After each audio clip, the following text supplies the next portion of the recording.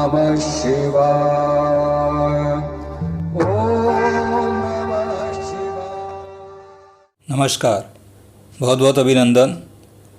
दर्शकों, आज का विषय है कि केपी एस्ट्रोलॉजी के द्वारा टाइमिंग ऑफ मैरिज किस प्रकार निकाली जाती है।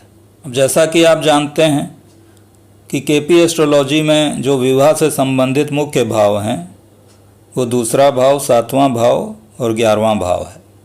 तो विवाह का टाइम निकालने के लिए सबसे पहले हम दूसरे, सातवें और 11वें भाव के सिग्निफिकेटर्स को निकालते हैं। तो यहाँ पर एक जातका की केपी कुंडली दी गई है जिसका जन्म 3 अक्टूबर 1995 को प्रातः 10 बजे कानपुर में हुआ था। तो सबसे पहले यहाँ ये जो टेबल है इसमें हम प्रत्येक ग्रह को देखेंगे कि कौन सा ग्रह दूसरे, सातवें या 11वें भाव का सिग्निफिकेटर बन रहा है। तो यहाँ पर सूर्य जो है वो दूसरे और 11वें भाव का सिग्निफिकेटर बन रहा है। चंद्रमा भी 11वें और दूसरे भाव का सिग्निफिकेटर है। मंगल दूसरे भाव का सिग्निफिकेटर बन रहा है। बुध दूसरे और 11वें भाव का सिग्निफिकेटर है। बृहस्पति भी 11वें और दूसरे भाव को सिग्निफाई कर रहा है। शुक्र यहाँ पर 7वें और 11वें भाव का सिग्निफिकेटर बन रहा है। शनि दूसरे भाव को सिग्निफाई कर रहा है और राहु भी 11वें भाव का सिग्निफिकेटर है। तो इस प्रकार यहाँ 8 ग्रह जो हैं वो दूसरे, सातवें या 11वें भाव को सिग्निफाई कर रहे हैं। इस समय जातका की कुंडली के अनुसार राहु की महादशा चल रही है जो कि अप्रैल 2032 तक चलेगी।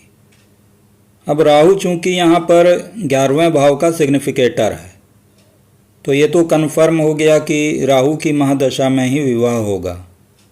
अब किस ग्रह की अंतर्दशा में विवाह होगा वो यहाँ पर निकालना थोड़ा मुश्किल है क्योंकि यहाँ पर 8 ग्रह हैं। तो ऐसी स्थिति में हम रूलिंग प्लैनेट्स की टेक्निक का इस्तेमाल करते हैं। रूलिंग प्लैनेट्स के बारे में मैंने आपको अपने पिछले वीडियो में बताया था कि रूलिंग प्लैनेट्स क्या होते हैं, इनको कैसे निकाला जाता है। तो इसका लिंक मैंने अपने डिस्क्रिप्शन बॉक्स में दे दिया है, आप वहाँ से वीडियो देख सकते हैं। जिस समय जातक या जातिका प्रश्न पूछता है उस समय की कुंडली बना ली जाती है कि उस समय गोचर में कौन से ग्रह चल रहे हैं। उनके आधार पर ही हम रूलिंग प्लैनेट्स को निकालते हैं। तो यहाँ पर जातका ने जो प्रश्न पूछा वो 3 अगस्त 2022 को प्रातः 10:19 पर पूछा है। तो इस समय की कुंडली के आधार पर जो लग्न का स्वामी बन रहा है वो बुध बन रहा है। लग्न का नक्षत्र स्वामी चंद्रमा है। लग्न का उप नक्षत्र स्वामी अर्थात लग्न का जो सब लॉर्ड है वो बुध है। चंद्रमा यहाँ पर कन्या राशि में है तो चंद्र राशि का स्वामी बुध है। चंद्रमा हस्त नक्षत्र में है तो नक्षत्र स्वामी भी चंद्रमा ही हुआ। चंद्रमा का उप नक्षत्र स्वामी यहाँ बुध बन रहा है और चूंकि बुधवार के दिन प्रश्न पूछा गया है तो प्रश्न करने का जो दिन है उसका स्वामी भी बुध बन रहा है।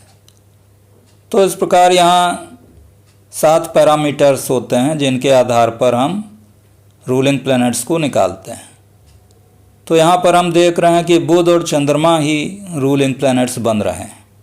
अब जो दूसरे, 7वें और 11वें भाव के सिग्निफिकेटर प्लैनेट्स बन रहे हैं और जो रूलिंग प्लैनेट्स बन रहे हैं उनमें जो ग्रह कॉमन होंगे उनको हम निकालेंगे। तो यहाँ पर दूसरे, 7वें और 11वें भाव के जो सिग्निफिकेटर ग्रह बन रहे हैं और जो रूलिंग प्लैनेट्स चंद्रमा और बुध हैं उनमें यदि हम कॉमन ग्रह को देखते हैं तो वो चंद्रमा और बुध बन रहे हैं। तो चंद्रमा या बुध की अंतर्दशा में ही विवाह संपन्न होगा। तो यहाँ पर चंद्रमा और बुध में से सबसे पहले बुध की अंतर्दशा आ रही है जो कि 10 अप्रैल 2022 से लेकर 27 अक्टूबर 2024 तक चलेगी।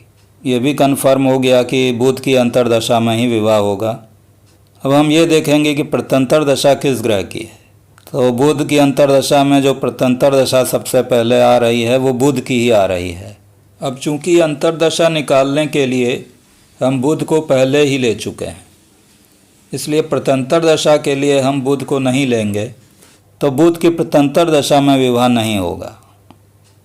उसके लिए हम दूसरे ग्रह को देखेंगे जो कि चंद्रमा है, तो इसी चंद्रमा की प्रत्यंतर दशा में ही विवाह संपन्न होगा। तो आशा है कि आपको वीडियो पसंद आया होगा। धन्यवाद।